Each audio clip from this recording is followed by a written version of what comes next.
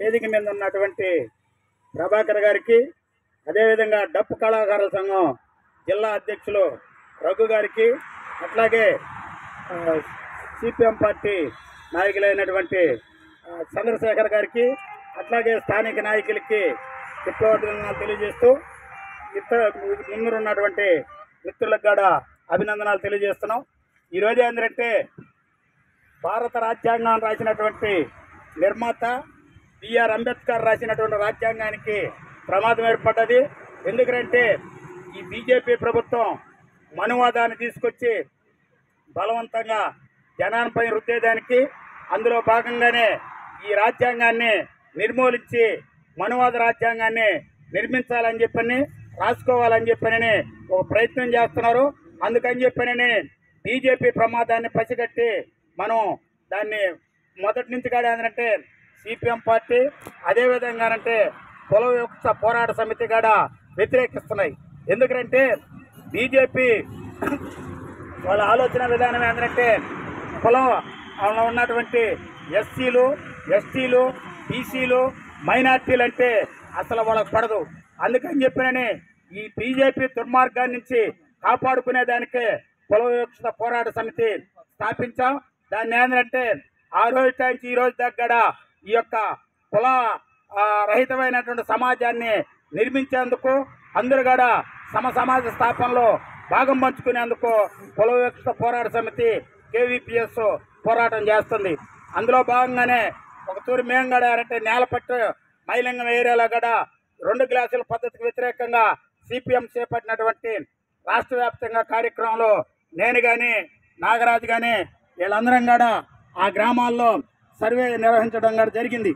అయితే ఇప్పటికి కూడా కొన్ని గ్రామాల్లో 2 గ్లాసుల పద్ధతి, అదేవిధంగా ఇంట్లోకి రానివ్వకుండా పోవటం, ఇలాంటి కార్యక్రమాలు జరుగుతున్నాయి.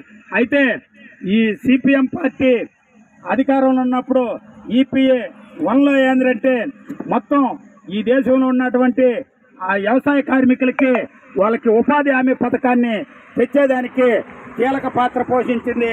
ఉపాధి హామీ పథకాన్ని తెచ్చింది. ఈ రోజు కూడా వ్యవసాయ కార్మికులకి ఉపాధి హామీ పథకం వర్తిస్తుందంటే ఆ రోజు కమ్యూనిస్టులు, వామపక్షాల యొక్క పుణ్యం అని చెప్పని మనం చెప్పుకోక తప్పదు.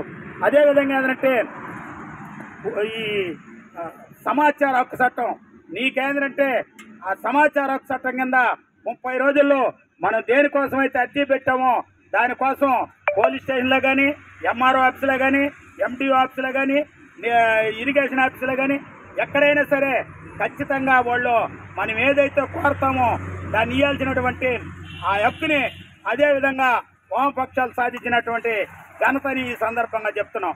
అదేవిధంగా అంటే గిరిజనుల హక్కుల, అటవీ హక్కులు, గిరిజనుల చట్టం కూడా ఆనాడు తెచ్చినటువంటి చట్టం.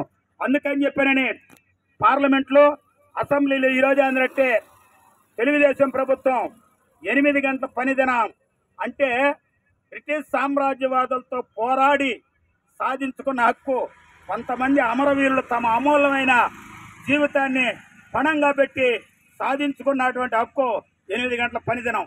ఈరోజు ఏంటంటే దాన్ని 10 నుంచి 13 గంటలు పనిదినంగా అసెంబ్లీలో తీర్మానం చేయడం జరిగింది. దానికి వ్యతిరేకంగా సిఐటియు అలిపెన్న పోరాటం చేస్తుంది. దీన్ని తిప్పుకొట్టడానికి ఒక ప్రయత్నం జరుగుతుంది.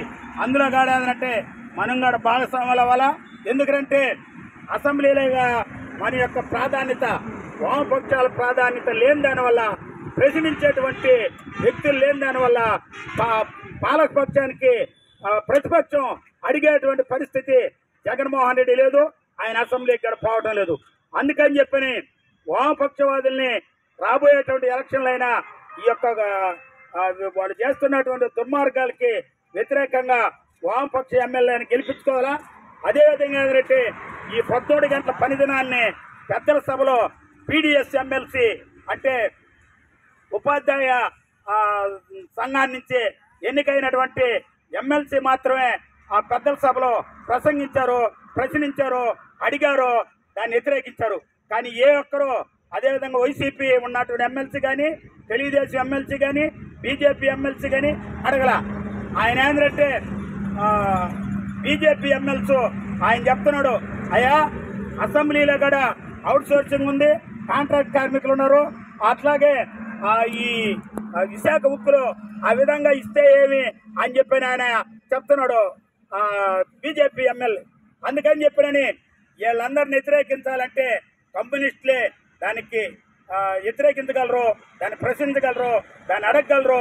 అందుకని చెప్పినని రాబోయేటువంటి స్థానిక సమస్యల ఎన్నికలైనా అదేవిధంగా అంటే తర్వాత వచ్చే ఎన్నికలైనా వామపక్షవాదుల్ని, వామపక్ష భావాలు కలిగిన వాళ్ళని మనం గెలిపించుకోవాలా, మన హక్కులు సాధించుకోవాలా.